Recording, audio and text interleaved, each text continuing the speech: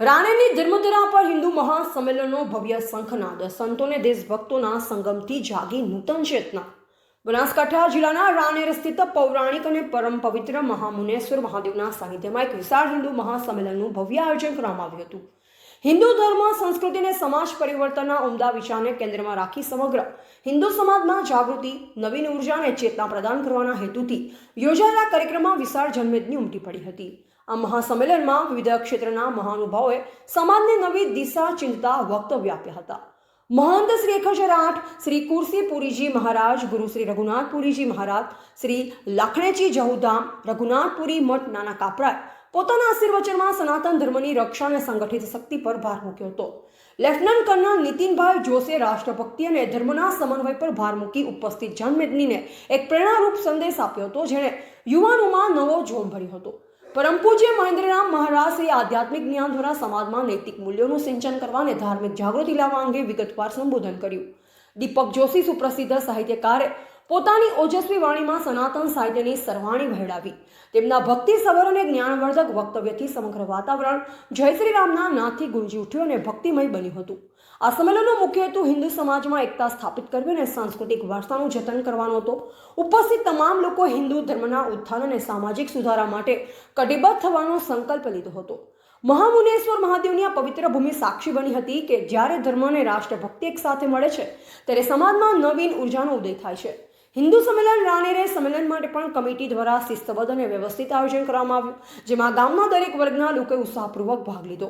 રાણેર ગામના નાના મોટા તમામ ભાઈ બહેનોએ ખભેથી ખભો મિલાવી આ કાર્યક્રમ સફળ બનાવવામાં પોતાનું યોગદાન આપ્યું હતું। ધ ગુજરાત લાઈવ ન્યૂઝ સાથે રિપોર્ટર પ્રવીણભાઈ કાંકરે। કહેવાશે કે મારી 55 વર્ષની યાત્રા અને એમાં જે મેં ઘડતર ઘડ્યું છે એના કેટલાક અનુભવો તમને કહીશ। ગામે ગામે સંમેલન થાય છે, બધા એમ કહે છે કે આપણે બધા હિન્દુ છીએ, બધા એકત્ર થવું જોઈએ, પણ દિલથી અને મનથી વિચારજો। સંસ્કારોનું, શાસ્ત્રોનું અને શિક્ષાનું પતન થયું।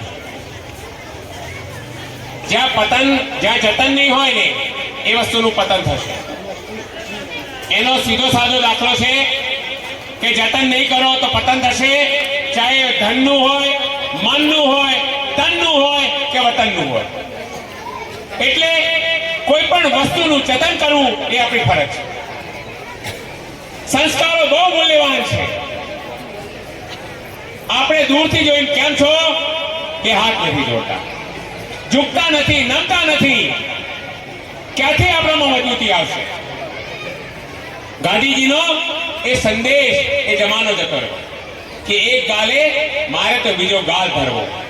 હું કહું છું એક ગાલે મારે તો એને 4 ચમાટ એવી લગાવો કે એને ખબર બી જોઈએ।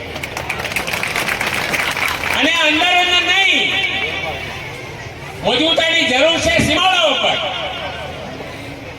માતાઓ, બહેનો, સંસ્કારો એટલા મૂલ્યવાન બનાવો કે તમારા પર કોઈ આંગળી કે આંખ ઊંચી કરે એની આંખ નીચોડી નાખો। અને આ બધું શક્ય ક્યારે છે? આ બધું શક્ય ત્યારે છે જ્યારે બે દૂષણો, બે કુપોષણો દૂર કરશો, એ છે વ્યસન અને ફેશન। ઘણા યુવાનોને જોઉં છું હાથ મચેડતા હોય સવારે અને મોઢામાં પવા। એટલે જ્યાં સુધી આપણામાં ફેશન અને વ્યસન આ બે દૂર નહીં હોય તો સંસ્કારોનું ચેતન નહીં। જે સંત સમાજ છે એ તમને દિશા દેખાડી શકે પણ તમને ત્યાં સુધી દોડાવી થોડી શકે। એટલે ભારતીય થલસેના એક એવી ઉમદા સંસ્થા છે કે જે નોર્મલ મેનને જેન્ટલમેન અને જેન્ટલમેનને સુપરમેન બનાવે છે। તમે તમારા બાળકોને એવું કહેવું કે રાષ્ટ્રના નિર્માણમાં, રાષ્ટ્રના સમર્પણમાં એ કામ આવે। અને આપણા દેશના સીમાડાનું રક્ષણ કરવું એ સેનાની ફરજ છે। એ સેનાનો સૈનિક મારા જે પણ અધિકારીઓ, જે પણ ઉત્તરાધિકારીઓ ત્યાં છે એ એમનો એક પણ સમય, એક પણ ક્ષણ વ્યતીત કરવા માટે, તમારી રક્ષા કરવા માટે, એમના પ્રાણની આહુતિ પણ આપવા માટે એક ક્ષણ પણ નહીં ચૂકે. પણ સૌથી મોટું કર્તવ્ય, સૌથી મોટું દાયિત્વ નાગરિકોનું. આપણે એમ કહીએ છીએ કે ઇસ્લામ આપણા પર હાવી થઈ જશે. કેમ થશે? તમારામાં જનૂન નથી? આપણે માય કાંગલા છીએ? આપણે નામર્દ છીએ? નહીં. માટે મજબૂતાઈ બનાવો, કસરત કરો, યોગ કરો. સનાતન ધર્મ ખાલી આપણે ધર્મ નથી શીખવાડતો. સનાતન ધર્મ એક વિજ્ઞાન છે, એક યોગ છે, એક સંયોગ છે. આપણે કોઈને સામે મારવા નથી. સામેથી આપણે કોઈ પણ જગ્યાએ, આપણે ભારતના સંસ્કાર એવા નથી કે આપણે સામેથી કોઈ યુદ્ધ કરવા ગયા હોય. પણ આ સંસ્કૃતિ છે. જ્યારે જ્યારે યુદ્ધ થયું, જ્યારે જ્યારે વિપદા આવી, તો આ દેશના વીરો ધડ વગર પણ લડ્યા છે. એટલે બધા મજબૂત બનો, બધા સંગઠિત થાઓ. અને સંગઠિત થવાનું કારણ એક જ છે કે જો 6000 અહીંયા સરપંચ ઉપસ્થિત હશે, 6000 ની વસ્તી હોય અને હું ખાલી આ 500 જોતો હોઉં તો અત્યંત દુઃખ લઈને જાઉં છું, સુખ થઈ નહીં જતો. તમને બિરદાવું છું કે તમે આવ્યા છો, પણ જે નથી આવ્યા એમને જાગવાની જરૂર છે. સૂતા નારો એક જગ્યાએ જ્યારે પણ થોડા એકત્રિત થાઓ તો એનું કારણ એવું નથી કે વંદે વંદે सत्य सनातन धर्म की, रघुनाथपुरी जी महाराज की। ओम नमः पार्वती हर हर महादेव।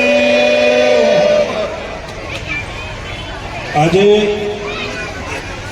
रानेर गामे विराट हिंदू सम्मेलन में